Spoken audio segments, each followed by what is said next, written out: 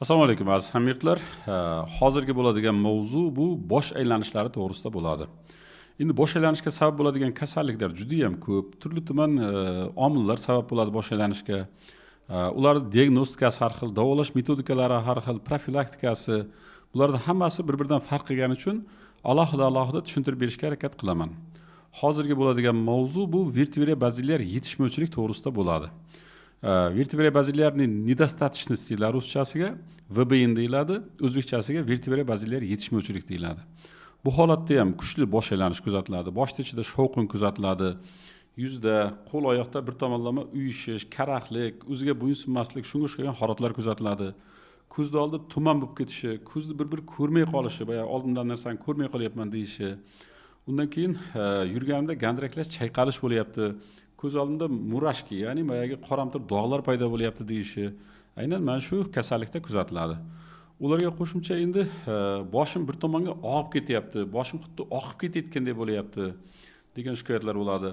Muvozanat saqlay olmaslik, yurib ketayotganda gandiraklash, chayqalish, tez qayta boyagi muvozanat saqlayolmagani uchun yiqilib tushishlar, shunga o'xshagan holatlar bilan birga kechadi. Ularga qo'shimcha endi mana bu kuchli bosh aylanish bo'lganda ko'ngillanish, qusish, qon bosimini o'zgarib turishi, holsizlanish, bo'shashish, ichkaridan qanday qizib kelib yurak siqib qolishi, havo yetmaganday bo'lishi, mana shular ham birga kechadi. Ularga qo'shimcha endi mana psixikada o'zgarish beradi, ya'ni ruhiyatda o'zgarish beradi. Tez bosh aylanishlar qaytalanaversa yoki bosh aylanishlar bir necha marta qaytalansa, bunday bemorlarda birinchidan yiqilib tushgandan keyin, muvozanat saqlanmagandan keyin qo'rquv paydo bo'ladi. Undan keyin mana bu kasallik masalan bir necha marta qaytalangandan keyin yana qaytalansa nima qilaman, yiqilib tushsam nima bo'lar ekan degan xavotir, vahimalar paydo bo'ladi. Ayrimlarda bu narsa bir necha marta qaytalanib, davolangandan keyin yana qaytalanavergandan keyin endi panika, ya'ni boyagi qattiq stress holatlari kuzatiladi. Ya'ni ruhiyatga ham juda kuchli ta'sir ko'rsatadigan omil hisoblanadi. Mana shu kasallik aynan vertebral bazillar yetishmovchilik hisobiga paydo bo'ladi. Vertebral bazillar yetishmovchilik deganda nimani tushunamiz? Bu nima degan so'z, nima degan gap? Shu haqida to'xtalib o'tay. Bizlarning bosh miyamizda, mana bu kalla sohamizda umuman hammasini qon bilan ta'minlaydigan 3 ta o'ng tomonda, 3 ta chap tomonda qon tomirlar bor. Uyqu arteriyalari, ichki tashqi uyqu arteriyalari bor, keyin umurtqani ichidan kirib boradigan poзвоночный arteriya deydi, ya'ni umurtqa arteriyasi bor. Uyqu arteriyalari boshda mana bu oldi qismini ta'minlasa, mana yuz sohamizda, miyamizda mana bu peshona, tepa, chakka sohalarini ta'minlasa qon bilan, poзвоночный arteriya umurtqani ichidan boradigan qon tomirlar, bular ensa sohasini, miyani stvolni, miyachani, ichki quloqni, shularning hammasini qon bilan ta'minlaydi. Bu yerda asosiy bo'ladigan muammo shu poзвоночный arteriya, ya'ni umurtqa arteriyalarini qanaqadir bosilishi, qisilishi, siqilishi hisobiga, ateroskleroz bilyashkalarida bo'lishligi hisobiga mana shu tomirlarda o'zgarish bo'ladidagini miyacha sohasiga, miyani stvol sohasiga, ichki quloq sohasiga yetarli miqdorda qon yetib kelmaydi, oziq moddalar yetib kelmaydi. Endi qon, oziq moddalar yetib kelmagandan keyin miyachalarda faoliyatida o'zgarish kuzatiladi. Mana bu ichki quloqqa qon yaxshi yetib kelmagandan keyin vestibulyar apparatda o'zgarish kuzatiladi. Miyani stvol sohasi ham muvozanat saqlashda qatnashadigan asosiy soha hisoblanadi. Ya'ni bizda to'g'ri yurishimizda, koordinatsiyamizda, muvozanatimizni saqlashda qatnashadigan a'zolarning hammasi aynan shu poзвоночный arteriyada bo'ladigan o'zgarishlar hisobiga zararlanadi. Mana shuning natijasida mana shu aytayotgan vertebral bazillar недостаточность, ya'ni yetishmovchilik holati kuzatiladi. Ikki tomondan chiqib borgan umurtqa arteriyalari, poзвоночный arteriyalar bosh miyani ichiga kirgandan keyin bazillar arteriyani paydo qiladi. Ya'ni ikkita umurtqa arteriyasi bosh miyani ichiga kirib borgandan keyin, ensa sohasidan o'tgandan keyin ikkalasi birlashadida bazillar arteriyani paydo qiladi. Bazillar arteriya miyachani asosidan yurib boradidagini shu sohani hammasini qon bilan ta'minlaydi. Shuning uchun buni diagnozi vertebral bazillar yetishmovchilik deyiladi. Ya'ni vertebro degani umurtqa, bazillar degani asos, ya'ni umurtqa va kallaning asos sohasida qon yetishmovchilik holati. Bu diagnoz расшифровкасы, ya'ni kengaytirilgan tashxisi shunday bo'ladi. Endi bunga qaysi omillar sabab bo'ladi? Shu haqida to'xtalib o'tay. Bu yerda birinchi o'rinda turadigan omillar bu umurtqa pog'onasida bo'ladigan osteoxondroz, bo'yin umurtqalaridagi osteoxondroz. Shuning natijasida osteoxondrozda boyagi osteofitlar paydo bo'ladidagini, Bular endi umurtqani orasidan o'tib borgan va qon tomirlarida bosilishiga, qisilishiga, ta'sirlanishiga sababchi bo'ladida, bu qon tomirlar reflektor spazm beradida, miyani shu sohalarga qon yaxshi yetib kelmaydi. Undan keyingi narsa mana bu narvonsimon mushak bor. Bizda bo'yin sohamizda narvonsimon mushaklar bor, boshimizda, kallamizda harakatlarda ishtirok etadi. Shu narvonsimon mushaklar spazm beradigan bo'lsa, umrov arteriyasini yuqoriga ko'taradi. Yuqoriga ko'tarilishi natijasida umrov arteriyasi siqiladi, u bilan birga qo'shilib pozonochniy arteriyani siqilishi kuzatiladi. Ya'ni hammasini omili qanaqa har xil bo'lgani bilan oxirgi yetib boradigan mexanizm bitta. Pozonochniy arteriya ta'sirlanyapti, pozonochniy arteriya siqilyapti, pozonochniy arteriya sdavleniya, ya'ni bosilyapti. Shular natijasida paydo bo'ladi. Asosiy omillari shu. Undan keyingi narsa bu ichki omillari. Boya tashqaridan osteoxondroz, mana bu nima mushaklarda spazmi dedik. Endi qon tomirlarida ichida masalan yillar o'tgan sayin, masalan yoshimiz kattalashgan sayin sekin-sekin xolesterin bilyashkalari paydo bo'ladi. Bu narsa xalq tilida boya qon tomirimni ko'zi bekilib qolgan ekan, ateroskleroz bor ekan, ichiga xolesterin o'tirib qolibdi, yog' o'tirib qolibdi degan shikoyatlarni aytadi. Mana bu ichki omil qon tomirni ichkari tomondan ko'zini bekitib qo'yadi. Masalan, razmeri 20 bo'lish kerak bo'lgan bo'lsa, qon tomirlar ko'zi ma'lum joylarda boya bekilib qolgandan keyin bu narsa kichkinalashib 10 mm ga tengib qoladi. Ya'ni ilgari borayotgan qondan 50% yetib bormayapti. Unga qo'shimcha boya pozonochniy arteriyani tashqaridan osteoxondroz siqayotgan bo'lsa, yana ham kamayadi. Shuning natijasida endi boya kuchli bosh aylanishlar paydo bo'ladi, o'z-o'zidan pristupobrazniy, gandraklash, chayqalish, yiqilish, muvozanat yo'qolishi, yurishda qiyinlashish, bularda hammasi bir-biriga bog'lanib shunday paydo bo'lib ketaveradi. Endi bularga qo'shimcha yana nimalar ta'sir ko'rsatadi? Bularga qo'shimcha mana bu gipertoniya kasalligi. Ya'ni qon bosimi baland bo'ladigan bo'lsa, qon bosimida aynan qon tomiri spazm berib qisqaradi. Mana bu bilyashkalar bo'ladigan bo'lsa, yana ham boyagini qisqarishini ko'paytirib beradi. Gipertoniya ham buni qo'zg'ab beradigan omil hisoblanadi. Qandli diabet kasalligi. Bular ham qandli diabet kasalligida ham aynan miya to'qimalarida gipoksiya holati kuzatiladi. O'zi qon kam kelayotgan bo'lsa, gipoksiya bunga qo'shimcha kuch yetirib beradigan omil hisoblanadi. Bo'yin travmalari, masalan, qanaqadir travmalar olgan, bo'yinni qayirib olgan, boshqa qilgan, shu natijasida endi boyagi bo'yin sohasida o'zgarishlar, bular ham umurtqa arteriyalarining siqilishiga sababchi bo'ladi. Bo'yin osteoxondrozi, aytayman, bu yerda sabablar asosiy shu bo'yin sohasi, qon tomirlarida bo'ladigan o'zgarishlar hisoblanadi. Endi patogenezda nima yotadi? Patogenezi degani nima uchun paydo bo'ladi degani. Patogenezda aynan boya qon tomirlarida qisilishi hisobiga, bosilishi, siqilishi hisobiga miyaga qon yetib kelmaydi. Glyukoza bilan kislorod yetib kelmaydi. Shuning natijasida endi miyani qaysi sohalariga boya glyukoza, kislorod, qon yaxshi yetib kelmasa, shu sohalari endi o'zini funksiyasini bajara olmasdan qoladi. Ya'ni boyagi miya doimiy ravishda oziqlanishi kerak, doimiy ravishda qon aylanishi kerak, doimiy ravishda toza kislorod, glyukoza kerak bo'ladi miya to'qimasiga. Mana shular yetishmovchiligi endi shu sohalarda faoliyatini buzilishiga sababchi bo'ladi. Masalan, qo'lingizga jugut qo'yib qattiq siqib qo'ysangiz, qo'lingiz ma'lum vaqtdan keyin uyishib, karaxt qoladi, to'g'rimi? Bu yerda ham shunaqa. Bosh miyani boyagi strukturalarga, miyachalarga qon yetib kelmagandan keyin miyacha funksiyalari buziladidagini. Bularda gandraklash, chayqalish, koordinatsiya buzilishi, shunga o'xshagan klinik belgilar kuzatiladi. Ya'ni miyacha o'zi normada nima vazifasini bajarsa, shu vazifasini bajara olmasdan qoladi. Unga bajarishga kuchi, quvvati yetmay qoladi. Shuning natijasida mana bu holatlar kuzatiladi. Endi bu vertebral bazalar yetishmovchilikda asosiy belgilarini aytib o'tdim. Bularda aylanishlar hammasi pristupobrazniy, ya'ni birdaniga to'satdan paydo bo'ladi. Masalan, noto'g'ri yotib qoldi, mana qo'lni yonboshlab yotib qoldidan bo'yin qayrilib, ozgina uxladi. Uyqudan uyg'onsa birdaniga bosh aylanish bo'lishi mumkin. Yoki yostiqda qattiqrog'ida bo'yin qayrilib yotib qoldi. Ertalab turganda bosh aylanish paydo bo'lishi mumkin. Yoki bo'lmasa bir gipoksiya bo'layotgan bir mana bu ko'ylakni kiydidagini galstuk ham tag'ib oldi. Issiq kunda qattiq issiq bo'g'ilgandan keyin bular ham qaylanish buzilishiga sababchi bo'ladi-da, ertangi kunga bosh aylanishi boshlab berishi mumkin. Shuning uchun bular birdaniga pristup bilan boshlanadi. Pristuplar bir 3-4 minutdan boshlab soatlab davom etishi mumkin. Ya'ni boyagi 3-4 minutda ham o'tib ketishi mumkin bir xillarda, yengil holatlarda, og'irroq holatda u 8 soat, 10 soatlab davom etishi mumkin. Boyagi joyidan turaman desa tura olmaydi, nima qo'zg'alaman desa aylanib chirpirak bo'lib ketaveradi, yuraman desa boyagi yiqilib tushaveradi. Shunga o'xshagan klinik o'zgarishlar beradi. Bularda aynan insa sohasida og'riq ham bo'ladi. Mana bu bo'yin insa sohasida qattiq qisib turgan og'riqlar ham kuzatiladi.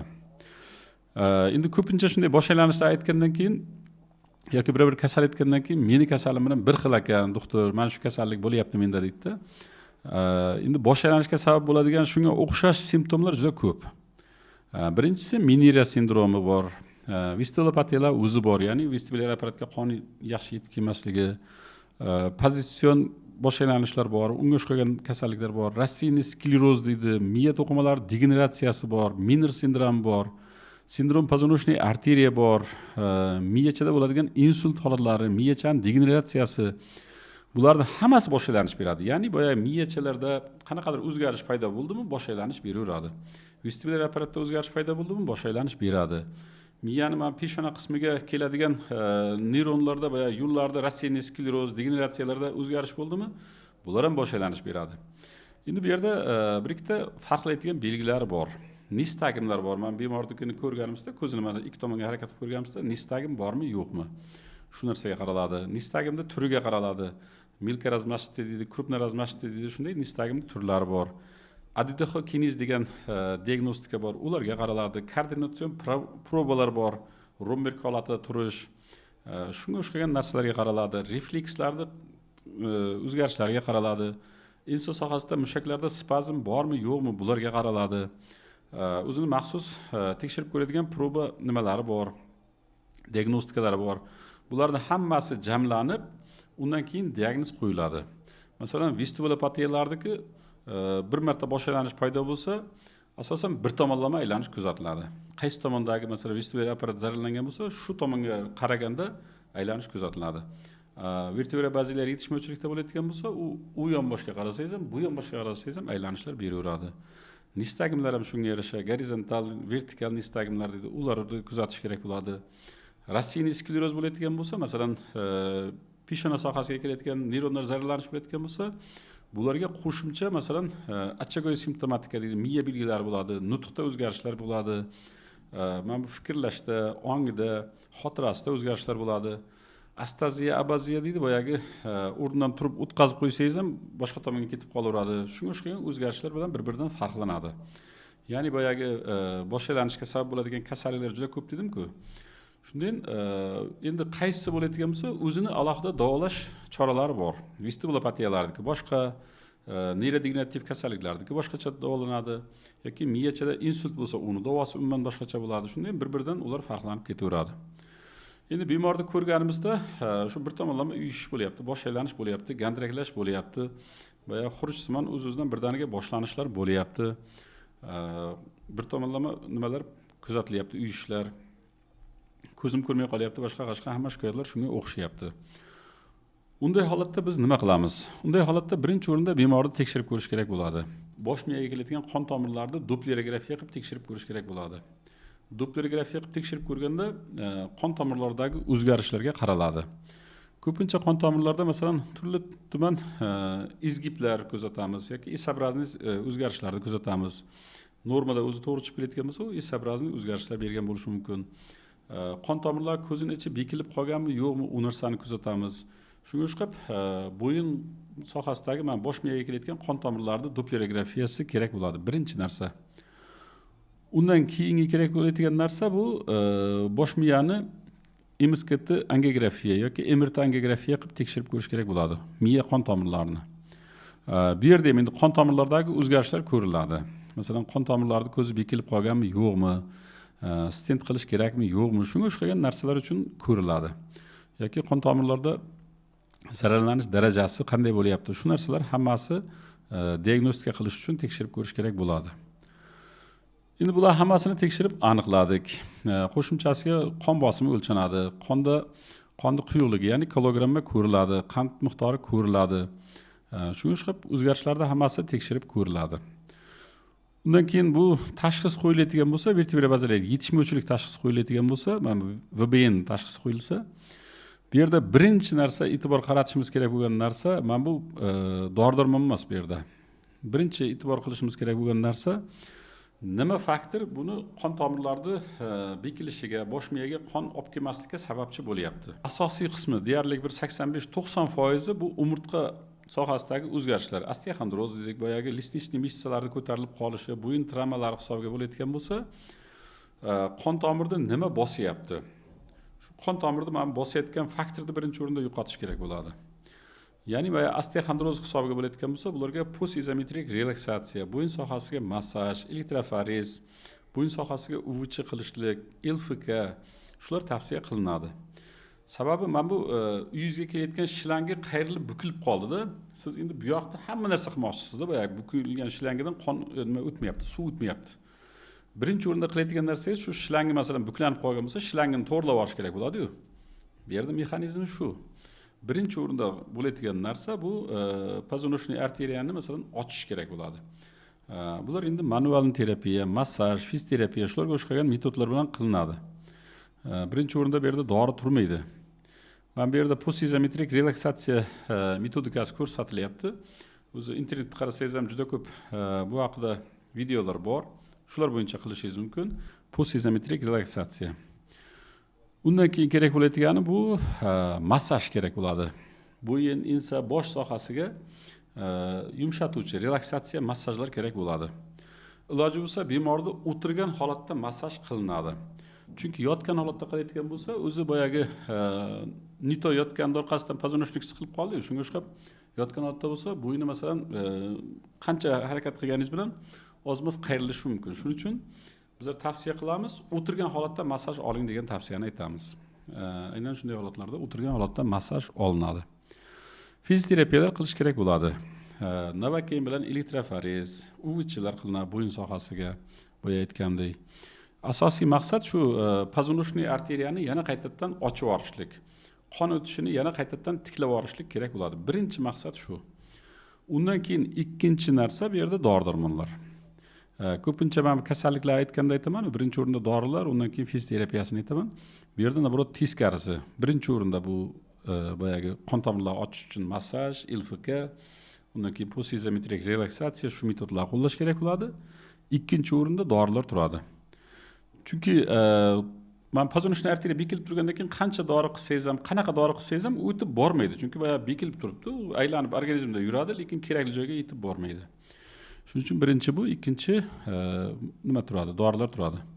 Endi dorilar ham juda ko'p, bosh miyada qon aylanishini yaxshilashga, trofikasini, oziqlanishini yaxshilashga juda ko'p dorilar bor.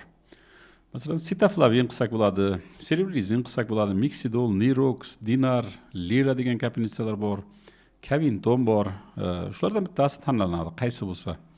Masalan, hech qaysi biri absolyutni mana shu zo'r, boshqa hech qaysi ta'sir qilmaydi degan dori yo'q. Qaysini qilganda ham hammasi miyani to'qimasini oziqlanishini yaxshilaydi, miyada kislorod yetishmovchiligini yo'qotishga harakat qiladi.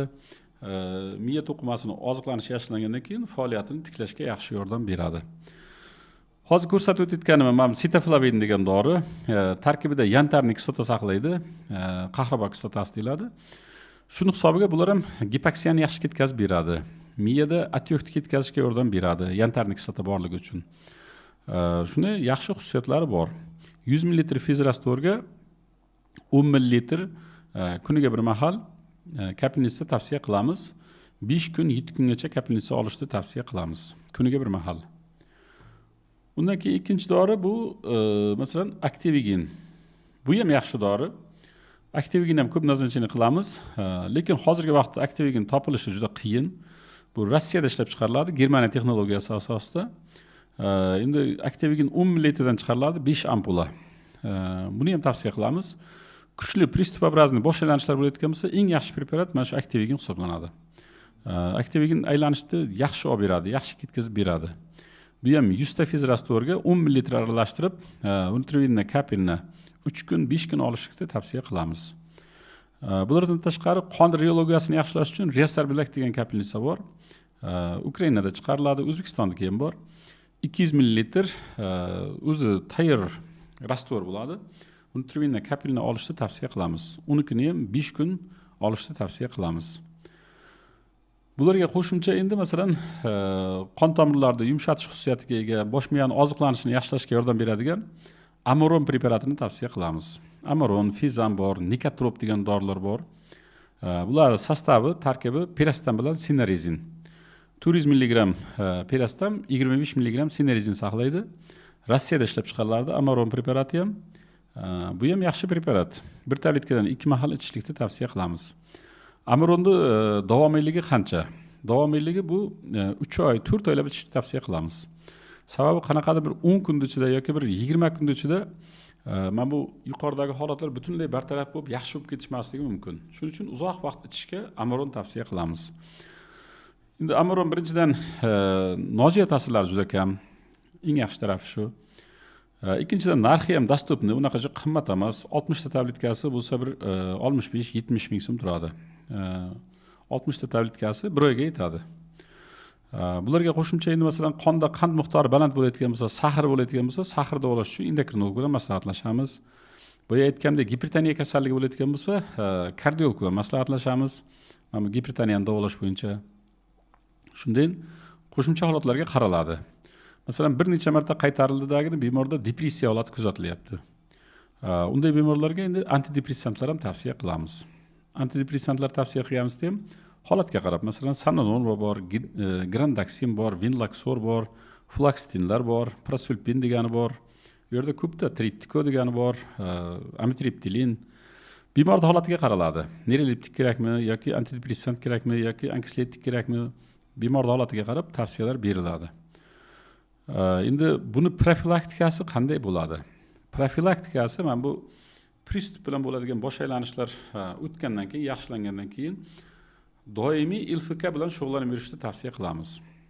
LFK degani lechebniy fizkultura. 1 kilolik gantilov olasiz. Doimiy uni bir 15 minut, 20 minut kuniga 2 mahal masalan ertalab kechga ko'tarib yaxshilab qon aylanishni yaxshilash kerak bo'ladi. Birinchi narsa shu. Dixatilniy gimnastika yaxshi yordam beradi. Dixatilniy gimnastika degani shar yoki baklashkani olasidagi uni kuch bilan puflash kerak bo'ladi. Chuqur nafas olasiz, qo'yasiz, puflaysiz. Chuqur nafas olasiz, qo'yasiz, puflaysiz. Undan keyin mana bu post-izometrik relaksatsiyalar, masalan, doimiy shug'ullanib yurishga juda yaxshi yordam beradi. Dixatilniy gimnastika nimani ta'minlab beradi? Dixatilniy gimnastika, nafas gimnastikasi, chuqur nafas olib, qattiq напряжение bilan bizlar puflagan vaqtimizda yurakni sinxronnisini ta'minlab beradi. Ya'ni ritmlarni to'g'ri urishini ta'minlab beradi. Birinchi narsasi shu. Ikkinchi narsasi yurak qanchalik qattiq boyagi bilan berayotgan bo'lsak, bosh miyaga qarab shuncha nimada bosimda qon chiqarib beradi. Ya'ni qon kelishini yaxshilab beradi. Miyani gipoksiyasini ketkazib beradi. Miya to'qimalarining oziqlanishini yaxshilashga yordam beradi. Shuning uchun kerak. LFK ya'ni boyagi gantil bilan, rezina bilan yoki velotrenajyorda mashq qilishlik bu qon aylanishini yaxshilab beradi. Qonni suyuqlashtirib beradi. Qonda qand miqdorini normallashtirib beradi. Qon tomirlar tonusini yaxshilab beradi. Miyani kislorod bilan to'yinishini yaxshilab beradi.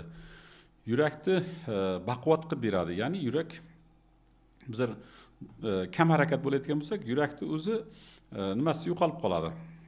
Quvvati, ya'ni boyagi kuchi kamayib ketadi. Shu narsani qaytadan joy-joyiga ta'minlab beradi. Oshqozonchak faoliyatini yaxshilab beradi. Toksinlarda, ichaklarda bo'ladigan toksinlar so'rilishini kamaytirib beradi. Jigarda yog' bosishini oldini olib beradi. Ko'ryapsizlarmi? Bitta LFKni o'zi bizga qanchalikda ko'p foyda beradi. Ya'ni doimiy ravishda regular mashq qilsak. Ulardan tashqari mana bu neyrogormonlarning miqdorini yaxshilab beradi. Vegetativ funksiyalarni tiklashga yordam beradi. Shuning uchun bekorga aytmaganda boya harakatda barakat deb. Shuning uchun bizlar doimiy aytamizki, masalan, kasallikdan tuzaldingizmi, undan keyin doimiy mashq qilib yuring degan tavsiyani aytamiz. Kechki paytga yog'li, quyuq yoki qonni quyuqlashtiradigan mana bu xamirli ovqatlar boshqasini yemaslik kerak bo'ladi. Qovurilgan baliqlarni kechki paytga yemaslik kerak bo'ladi. Ular esa kunduz kuni yeyish kerak, kechga yotishdan oldin yemaslik kerak. Masalan, 6-7 dan keyin yemaslik kerak bo'ladi. Shunday bu holatlarning hammasi yog'li, quyuq ovqatlar yesak, qonni quyuqlashtiradi. Qon tomirlarida xolesterinni ko'paytiradi. Ateroskleroz jarayonini kuchaytirib beradi. Shunga o'xshab bularda minus tomonlari ko'p. Shulardan hammasini tavsiyasini beramiz. Endi zararli odatlari bo'layotgan bo'lsa, zararli odatlardan ham voz kechish kerak. Sigaret bo'ladimi yoki energetiklarni ichish, kola, Pepsi, mana bu kofein narsalarni iste'mol qilyaptimi? Bulardan hammasini keskin cheklash kerak bo'ladi. Chunki zararli odatni to'xtatmaydigan bo'lsangiz, qon tomir zararlanishda davom etaveradi. Osteoxondroz boshqasi kuchayaveradi, gipoksiya kuchayadi, boyagi aylanish yana qayta paydo bo'lishi mumkin. Masalan, bir marta yaxshilandim, bir oy ham yurmamda yana qayta bo'lib qolyapman. 20 kundan keyin yana qaytaladim degan shikoyatlarni ham ko'p eshitamiz. Keyin e'tibor berib yaxshilab gaplashib so'rasangiz, boya aytgan narsada, masalan, xo'jayinimni kutaman dedi yoki uyda bolalar kutaman dedi. Ular kelgandan keyin hammamiz birga o'tirib ovqat yeymiz dedi. Shundan keyin aytamanda, yo bolalarni kutadigan bo'lsangiz, yo ertaroq yeng yoki bo'lmasa olib qo'yingda ertalab ilitib yeng deb aytamanda. Sababi shu. Masalan, ularni kutib soat 9da 10da u bolalar kuni bo'yi yuradi, ular hazm qilib singdirib oladi. Yosh kattalarga bu narsa nagruzka bo'lib qoladi. Shuning uchun bunday holatlar kuzatilmasligi uchun, oldini olish uchun shu ovqatlanish tartibini ham o'zgartirish kerak. Ya'ni sog'lom turmush tarziga o'tish kerak bo'ladi. Endi bular bo'yicha, bosh aylanish bo'yicha qanaqadir savollaringiz bo'ladigan bo'lsa, uzoqlarda qoldirishingiz mumkin. Yana ham to'ldirib o'tishga harakat qilaman. E'tiborlaringiz uchun rahmat. Sog' salomat bo'lasizlar.